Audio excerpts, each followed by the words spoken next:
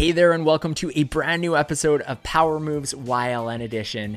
This was an incredible episode featuring Trevor Clark of REMAX Boardwalk, and we recorded it at the perfect time because Trevor and his business partner Peter Bastido just acquired 7 REMAX Affiliates Realty offices in Ottawa, and this means REMAX Boardwalk now represents 130 agents.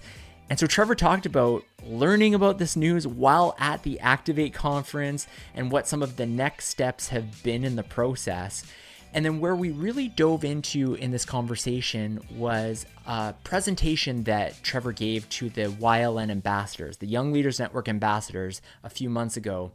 And he essentially broke down some of the most important lessons he's learned throughout his career. And he honed in on this idea of authenticity. That was a real theme throughout the interview. And Trevor basically said, authenticity, it's going to help you connect with clients better. It's going to help prevent you from burnout because you know what it is that energizes you in the business. And it allows you to be yourself. And that is something that's refreshing and we don't always feel in this industry. Trevor shares many other tips from creating great video content to showcasing some of your side passions on social media. You're going to want to listen to this full interview from start to finish because there are so many strong ideas. I hope you enjoy. From REMAX, this is Power Moves, YLN Edition, where we chat with some of the best young REMAX agents in the network. My name is Wade Patterson. I'm an executive director with REMAX Canada, and I'm your host for this audio experience. And on this episode, I'm joined by Trevor Clark of REMAX Boardwalk. Over the past 15 years, Trevor has grown from an independent agent to a strong team leader to an influential owner in Ottawa. And that influence has only grown. And as of the past few weeks, Trevor and his business partner, Peter Bastido, acquired 7 REMAX Affiliates Realty offices in Ottawa. Now operating as REMAX Boardwalk, the newly branded brokerage represents more than 130 agents. Trevor is also CEO of Fight for the Cure, which is a charitable boxing event that raises more than $1.2 million for the Ottawa Cancer Foundation every year. Trevor, welcome to Power Moves YLN Edition. Thanks, Wade. Great to be here. I'm super excited for this. I've seen so many of them, and I've just been waiting for my shot. This is your shot. This is going to be a fun conversation. And let's start with this huge news. Congratulations on the massive acquisition. And my understanding was that you learned this was finalized while you were at the Activate conference in Halifax. Can you break down that experience of learning the great news? Yeah, absolutely. And, things in business never really go as planned. And that was not planned. But you know what? I don't think it could have turned out any better. I've been going to events, the REMAX events for over 15 years. And to be in that location with so many of those people from all across Canada and to have that news come out. I remember I was sitting with a couple people at breakfast and finally the corporate email goes out and we're like, whoa, it just happened. And then walking into the conference after was a pretty crazy experience. So yeah, it was really great. And you realize how important that network of people is to you. REMAX Boardwalk is known for its great culture. And I'm curious what the past couple of weeks have looked like for you, because I would imagine it's a lot of meetings with these newly acquired agents. What does that process look like in terms of the balance of articulating your culture and your ways of doing things while also understanding what's important to them and a little bit of the history there? Yeah, that's a great question. I think we're lucky. I mean, looking through the roster of who was involved in REMAX Affiliates as a company was one of those things that was really calming because there's so many great agents that are in that company. And that's where I started 15 years ago. I've been with REMAX Affiliates. So 80% of the agents there are people I've done deals with before. I've sat in the same boardrooms with many, many times. So that was good. But yeah, you go through and you realize people have many different ways of running their business. And, you can look at somebody's stats and their numbers and, maybe someone's doing a dozen deals a year, but they're an amazing agent and they're just happy with doing a dozen deals. That's all they want to do.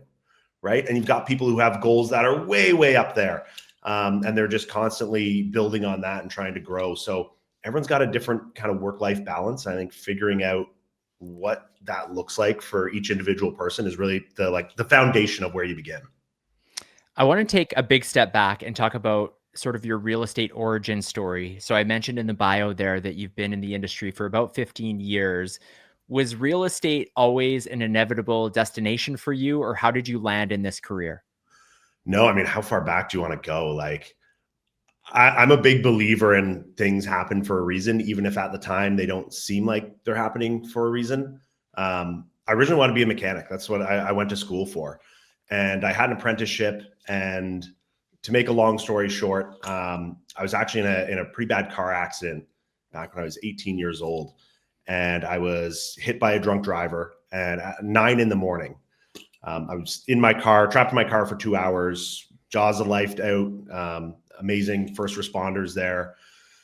Long story short there, I couldn't work under a car. I had some pretty bad damage to my left side. And the owner of the dealership was like, hey, why don't you try car sales for a little bit while you rehab? And my first response was like, I'm not a salesperson. Like, sales is not my thing. I like cars. And they're like, well, look, here's the thing. You don't need to sell. You love cars. You're passionate about cars. Why don't you just talk to people about cars? So that's kind of where my first step into sales began. And I think a really pivotal part of that story, I was selling a car to a real estate agent. And he's like, what do you love about car sales? What do you not like about it? And the one thing I'd realized, I had really, really early success in it. And again, I think it was just because I was pretty authentic about why I was there. I just wanted to talk to people about cars. And I had clients who would come and look at the car, and then they'd go look at the competitor brands, right? So they'd go look at 2 or 3 other cars that are super comparable. And I had a lot of people who came back and were like, look, we decided to go with the other car because it was a better car, but we really wish it could have been with you because we loved the tour you gave us. We liked the facilities you showed us. We liked how you treated us. We were really comfortable with that. We actually didn't have a good experience at the other dealership, but the product was better, so we didn't really have a choice. And when I was talking to this agent, he was actually a broker owner at the time. He goes, that's real estate. Once you have the relationship with a client, it doesn't matter if they want to buy a Honda or a Nissan or an Acura, which is really, a house in this neighborhood or that neighborhood. You're the person for that. And it, really set off that light bulb in terms of like, that's a true relationship business. When I think about you, I think about somebody who has a really positive mindset. And you just told a story there about something pretty terrible happening at a young age. So when it comes to like that optimism, the willingness to try something new, is that something that was instilled in you at a young age? Like, did you have a positive attitude after that event? Or like, at what point did you really integrate this into the fiber of who you are? Yeah, I think probably an early on thing. And obviously when something like that happens, you're like totally crushed about everything. And I always like to say my mom was like the original hippie. Like, she was doing yoga when we were kids before anyone knew what yoga was. So yeah, I think it was definitely kind of ingrained in me there through my upbringing, but just trusting that the universe has kind of got your back on things. And it's the same old saying where like, if you're looking for positivity, you're going to find it, right? It's like you're interested in a new car and you start looking at Jeeps, and then all of a sudden you notice Jeeps everywhere, right?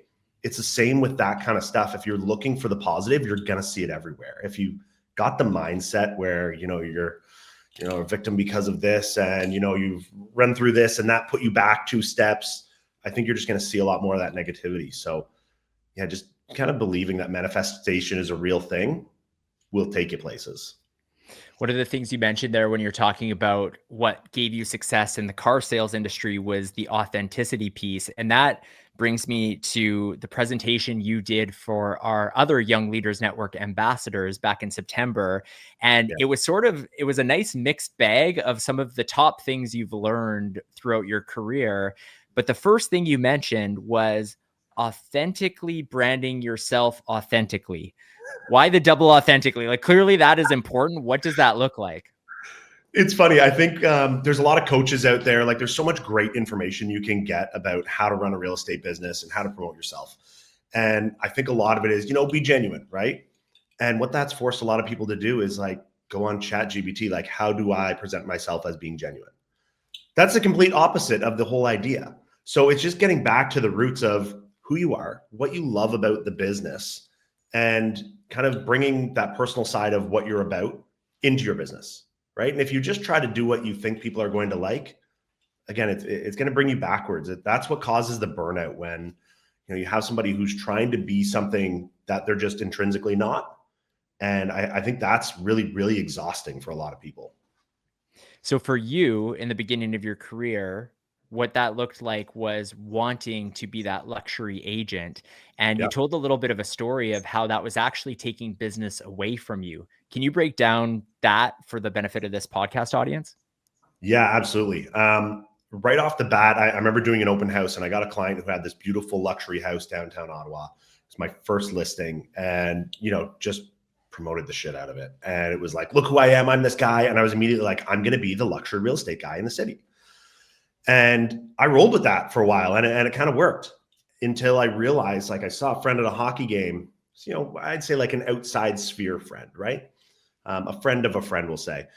And we start talking. They're like, hey, I see you're doing great in real estate. And like, guess what? We actually just bought a house last month. And I'm like, congratulations. That's amazing.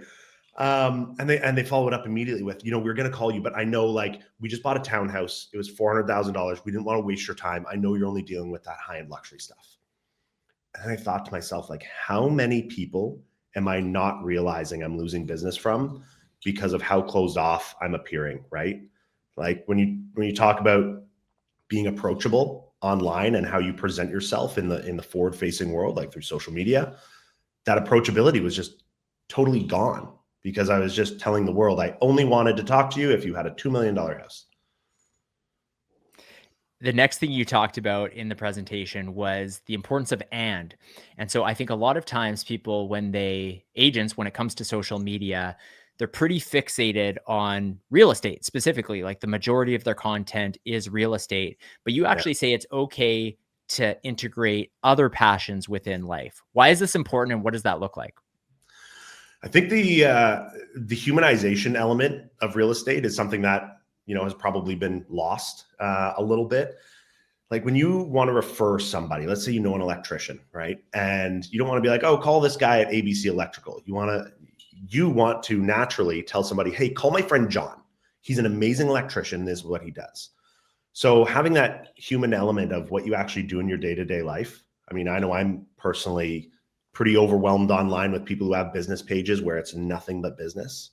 And then those people who are out there saying, hey, look, this is like my fitness journey. This is, what I'm doing in the equestrian world. And here's the sport I love playing. And here's what I'm doing with hockey. Having those things are what connect you back with people as like from a human element, right?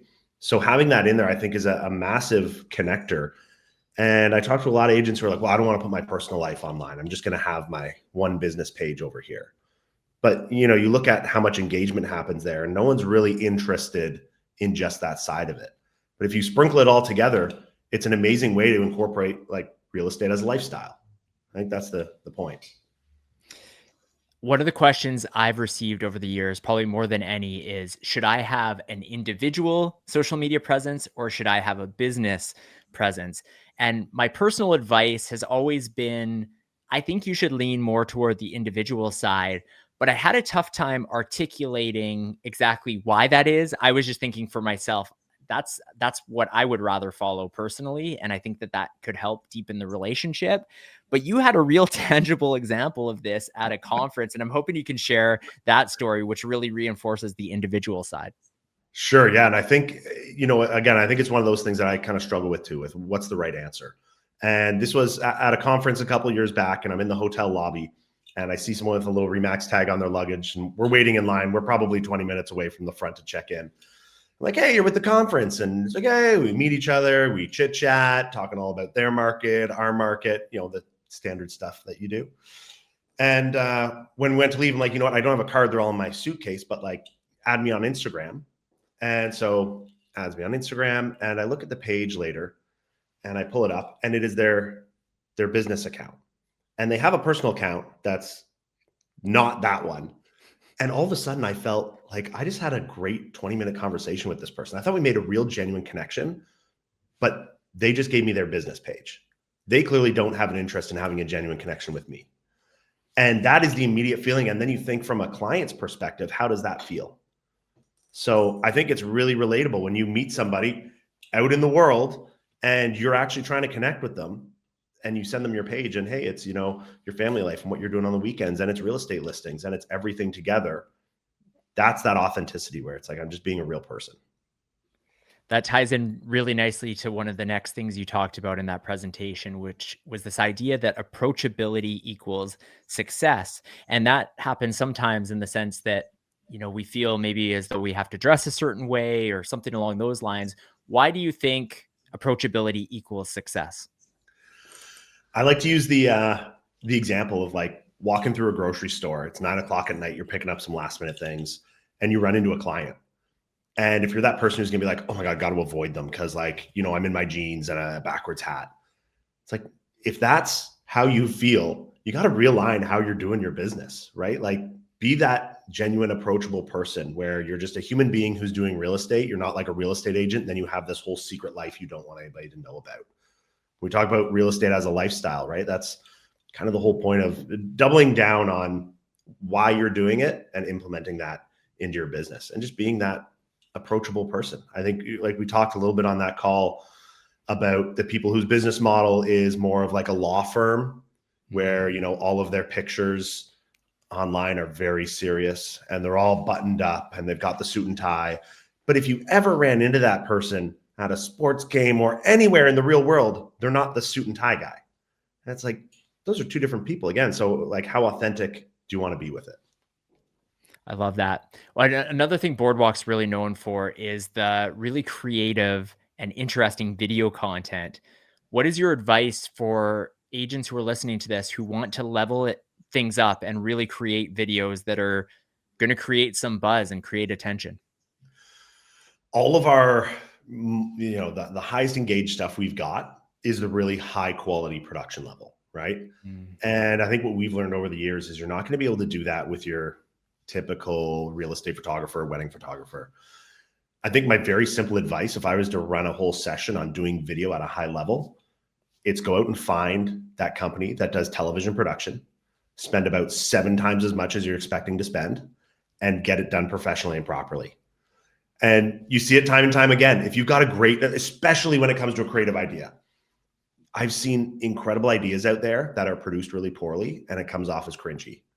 Where if you did the exact same thing, but your audio was bang on, you had incredible multi-angle shots and everything was dialed in, it would be incredible. But it's like the production value that lowers how good it actually comes out and how close your creative point really hits home. And in terms of some tips from somebody who maybe doesn't have that production value or can't go that far, but somewhere in the middle, and one that's coming to mind, which I wouldn't imagine had a huge production value, is one where you're talking about a great agent who's recognized, who has award, and it's comical because you keep sliding in some of the achievements and awards. I'll try to make sure we link to that within the show notes here.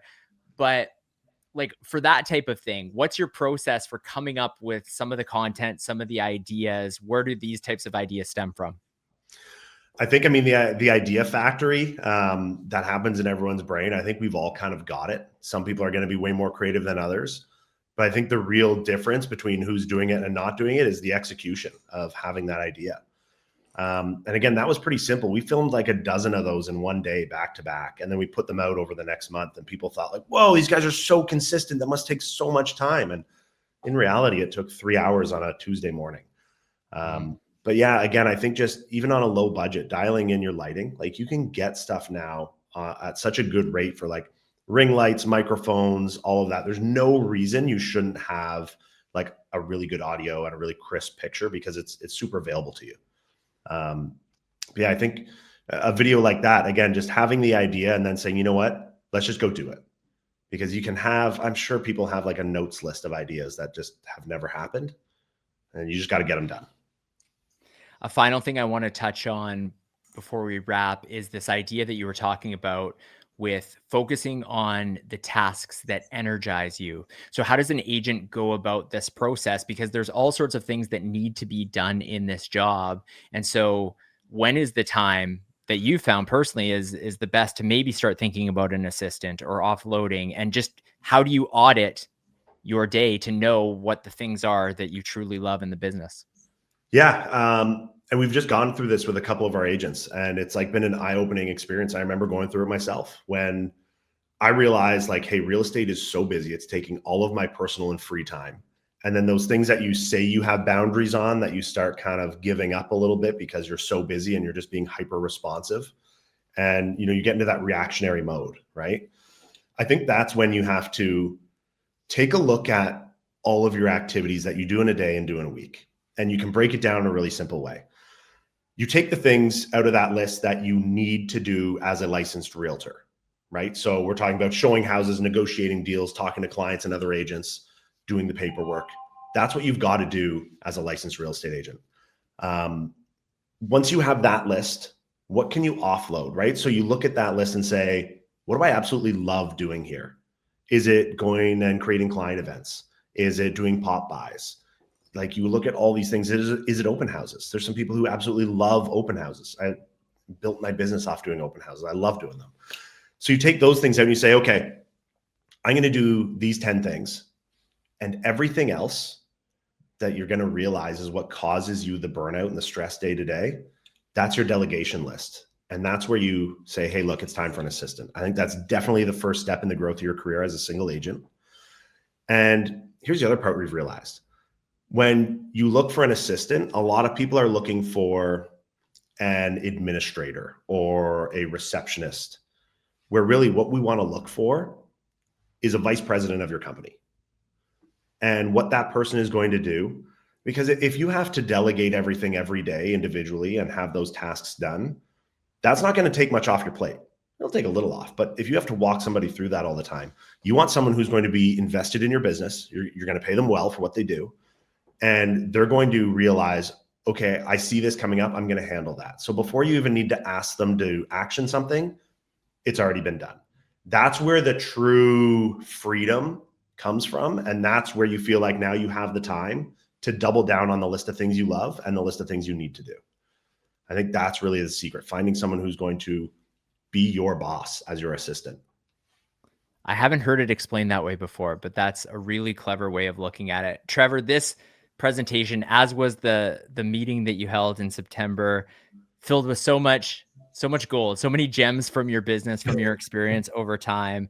We like to end every episode of Power Moves with the question, very straightforward: what is your power move? You've just listed a lot of really smart pieces of advice for how to run a great business, but if you had to dial down one thing that you think sets you apart from everyone else, what is your power move when it comes to real estate? Oh man, I'll give you two. I'll give you one that just kind of leads off that one. When it comes to hiring practices, I think the best thing I've ever heard is never hire somebody who in an alternate universe you wouldn't work for yourself, right? And we look at that from a business standpoint of who are the agents that work with REMAX Boardwalk as well, right?